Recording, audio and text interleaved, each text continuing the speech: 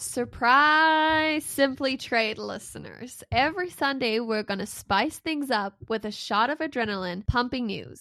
We know you come to Simply Trade for top-notch education and insider knowledge straight from trade professionals, but let's face it, the world never stops spinning and things happen every week that affect our daily lives. So we're bringing you the biggest stories in the trade world, served up fresh and hot with a side of entertainment from your favorite hosts, Andy and Lalo. I'm Annik, and I'll be moderating this news show. So let's get it all started.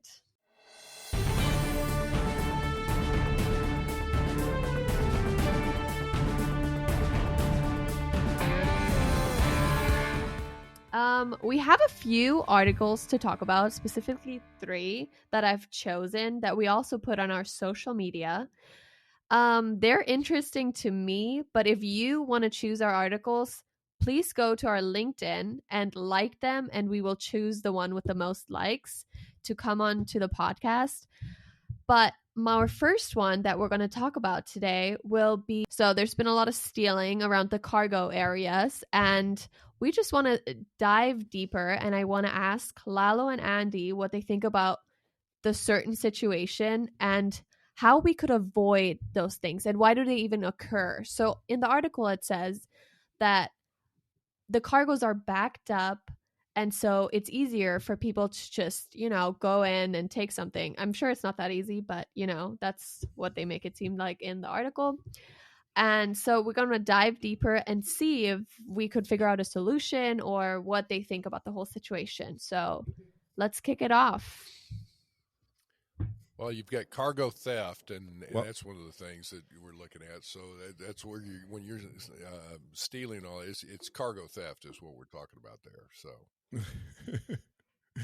yeah, and to the article's point, sitting cargo is like a sitting duck. I mean, yeah, of course it's going to be more susceptible to theft. So, I don't know, Andy. I guess I'll let you say something, and I guess I can riff off of you or however okay. You want to do this. So go ahead. Well, I will say this is one of those things where, regardless of the mode of transportation, and Lalo, you hit the nail on the head. If your cargo's sitting, it's vulnerable.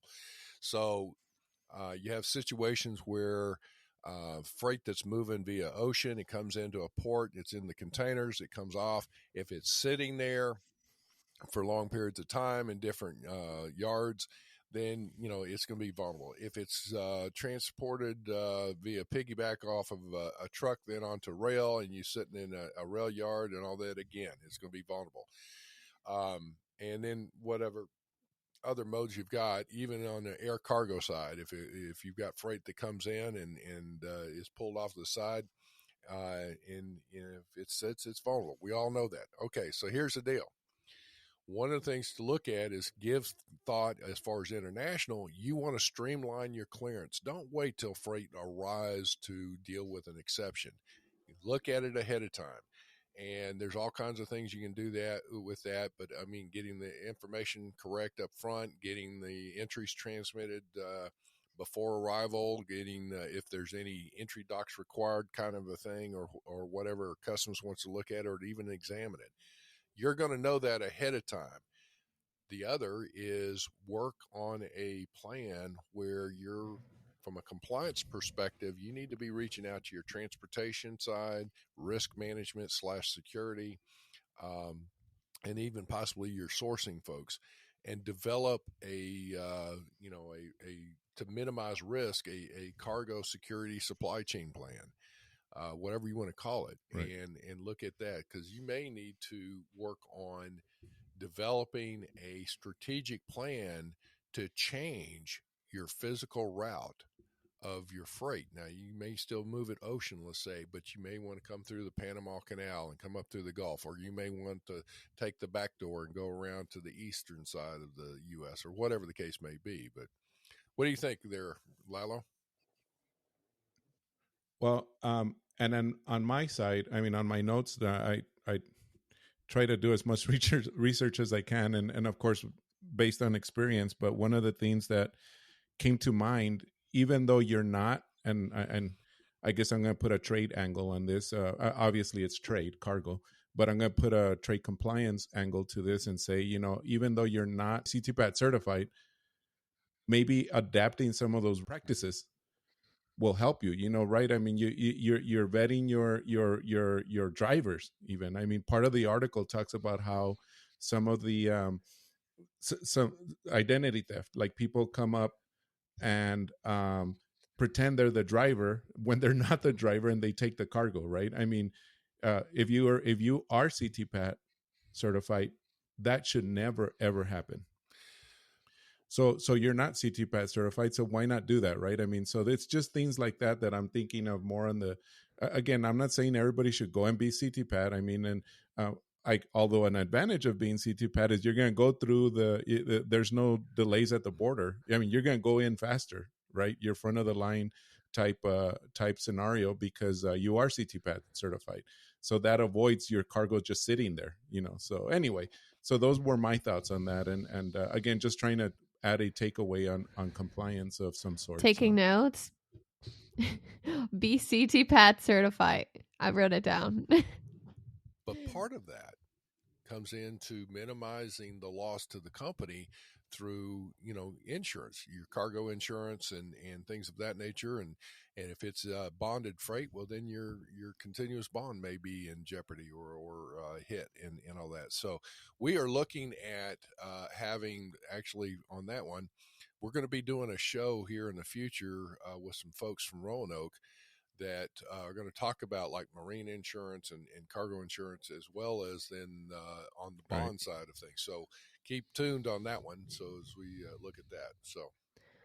So we went from cargo theft to, extensive issues internally, right? So, there's so much to it. Moving on, we got a second article, which is the U.S. goods in trade deficit widens as exports decline. So I know this is a much deeper issue than the headline even expresses, as to jobs and whatnot. And I kind of want to dive deeper into that, as I don't even fully understand it. So how does this affect the population? Like, what can people expect from this? Job losses. Right. Which the US does not need. Well, I was just going to say is that just putting things in perspective, for every $1 billion worth of trade, it equates to roughly 10,000 jobs. So when you're talking about trillions of dollars or hundreds of billions of dollars of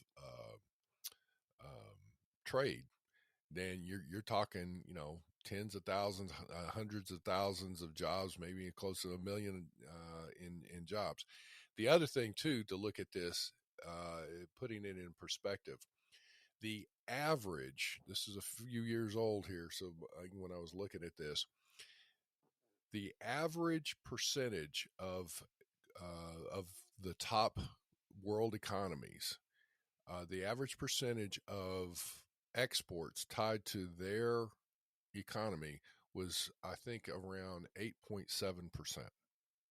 So, in other words, just on average, a country would spend 8.7% of their economy, or GDP, gross domestic product, was tied to exports to goods out of that country to other parts of the world.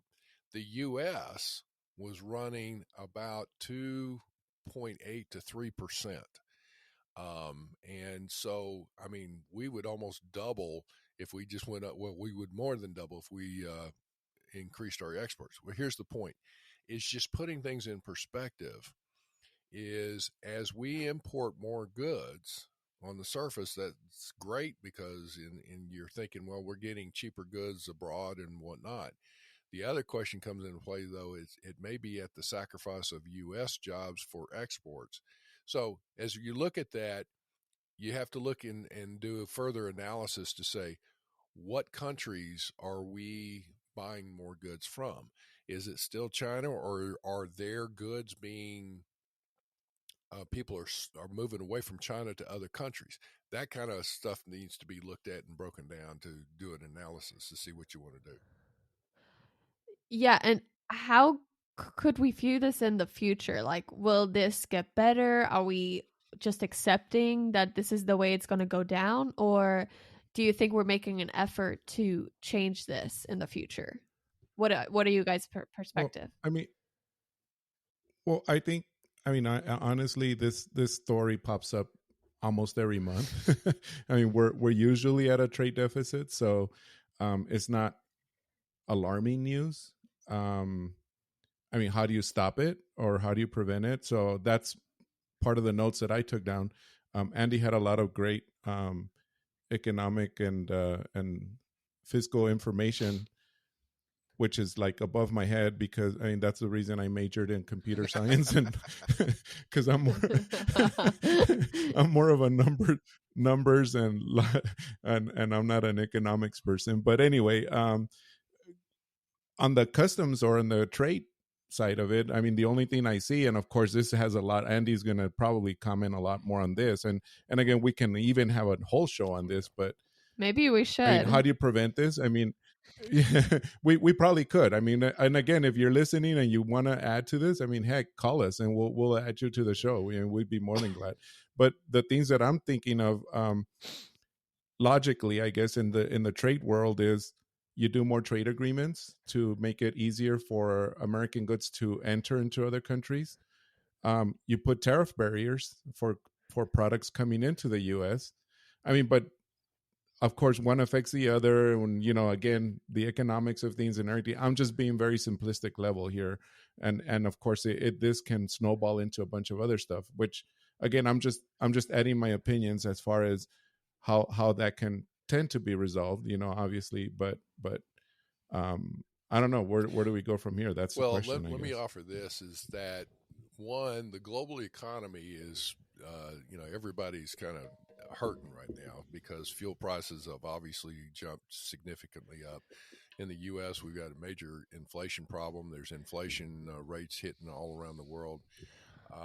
With that, as a company that is looking to expand their markets internationally, in situations like this, you're going to have to work a little harder. You have to look at it and consider this is where now your marketing departments, folks, you need to reach out to your import export compliance folks. Again, your transportation, your Right. sourcing is another one, but your compliance folks have a good idea of some things going on, or they can check it out. Case in point, if we want to sell goods in Italy, are there any import or export restrictions in going in there and Right. things of that nature, and again, develop a strategic plan in that. But you're going to need to, when you're looking at from a marketing and sales perspective, you need to look at your current markets that you're dealing with, and I would start with countries that, if you're expanding internationally, look at countries that already have a U.S. trade agreement with, or a trade agreement with the U.S. Secondly, consider going in and seeing what you can do if you're already in that country to penetrate those markets further. Third is look to say, are there any new markets that you need to try and penetrate? All of that comes back into stepping back, having a roundtable discussion with some folks. And if you've got a couple of ideas, it's going to take time to look at that. So don't think you're going to sit down in a meeting and come up with a definitive answer. So it'll take time. But Annik, Exactly. that's a good question. What do we do about it? It's, you're going to have to work a little harder to try and look out and see where the markets are for your goods. Looks like we need a full Right. episode on this, guys. So, anyone Yeah. call us, please, and and and if you have anything. and I was gonna add.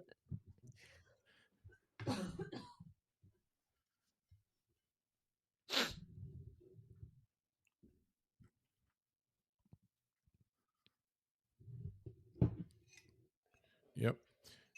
And before we go on to the next question, one of the last points that you made, Andy, was about competing in global markets and stuff. We did just air the the episode right before this one that came out this past Thursday was with Leslie August, and that's exactly what we talked about. Okay, so the next article we're going to talk about is the US Japan deal on electric vehicle battery minerals. So, the reason why this article stuck out to me was because, electric cars are becoming top notch in the US. Everyone wants to drive it now because you don't have to spend thousands of dollars on gas, as gas prices are still in the loop. So we kind of want to talk about this deal and how it is going to affect the industry, and if it's going to bring the US to another level, or what does that mean? What do we see here? What's the vibe? Lalo, you want to start our comments on that one? Yeah. Well, in my notes and in thinking of this, I mean, it was just like, I guess it's also kind of like a can of worms. I mean, it's something new, so it's kind of hard to fully determine what the impact might be. But I mean, on the surface, what I see is um, just answering to or finding other sources of materials and supply chain for these materials other than traditional routes. You know, meaning I think Andy, and you'll probably comment on this, but you mentioned something about most of them being sourced out of Africa through by way of China. You know, so trying to kind of get us out of there. And personally, I can say, you know, part of what I see here is that they do want to reduce the supply chain um, like delays and not run into the issues that we had back when it was COVID, like into 2020, 2021, where we had, for example, the chip delays where cars were not being delivered because I mean all the car lots were empty, you know, and so because of because of that shortage. Well, it's what you know. Part of this is hopefully going to help with the reduction of cycle times in the supply chain. But on the same token, I will say that as you just talked about Africa, actually, if I'm not mistaken, 75 to 80% of the raw materials used to manufacture batteries for EVs come from Africa. With that, there's some that, you know, different parts of the world and different areas that are manufacturing. The issue here is going to come down to the effect that this Japan-U.S. trade agreement can come into play. I'm not really with all of this, both the U.S. and Japan. Annik, I'm catching your cough here. I know everyone is coughing. This is the sick podcast now. I'm telling you. Okay, keep going. It's that time of year. Yeah. But U.S. and Japan are not major manufacturers of batteries as far as EV batteries at this point.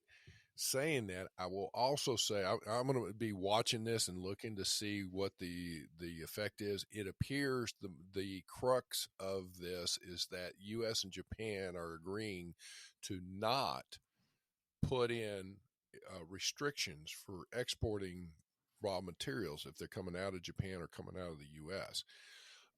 So with that said, I will also say that if there are any experts out there, in particular with the EV industry, battery manufacturing, and all that, let us know. We could talk a little bit more on this, because the other scenario here is the cause and effect.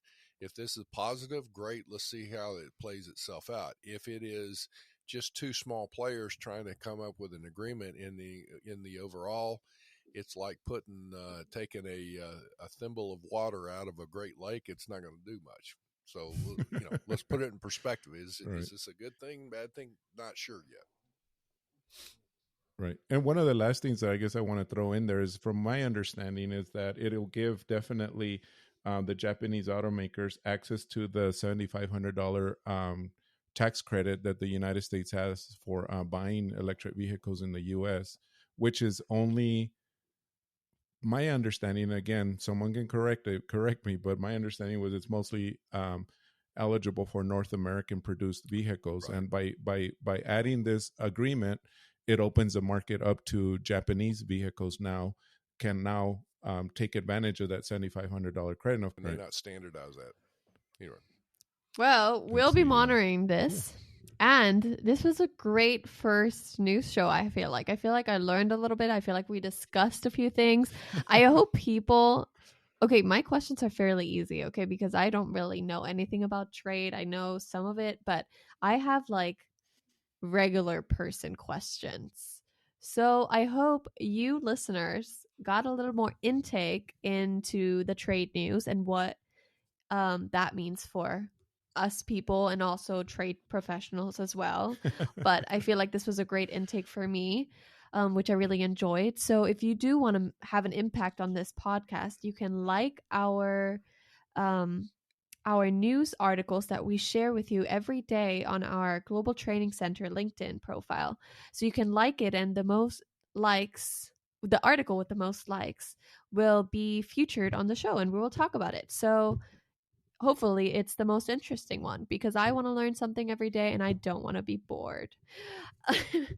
So thank you again. Thank you, Lalo. Thank you, Andy. This was a great show and I'm so glad you guys have me on here because I've always wanted to be part of the show and now I am on this little segment, which is so fun.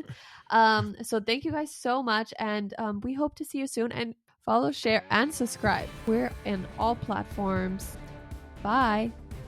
Simply Trade is not a law firm or an advisor. The topics and discussions conducted by Simply Trade hosts and guests should not be considered and is not intended to substitute legal advice. You should seek appropriate counsel for your own situations. These conversations and information are directed towards listeners in the United States for informational, educational, and entertainment purposes only and should not be substituted for legal advice. No listener or viewer of this podcast should act or refrain from acting on the basis of information on this podcast without first seeking legal advice from counsel. Information on this podcast may not be up to date depending on the time of publishing and the time of viewership. The content of this posting is provided as is. No representations are made that the content is error-free. The views expressed in or through this podcast are those of the individual speakers, not those of their respective employers or Global Training Center as a whole. All liability with respect to actions taken or not taken based on the contents of this podcast are hereby expressly disclaimed.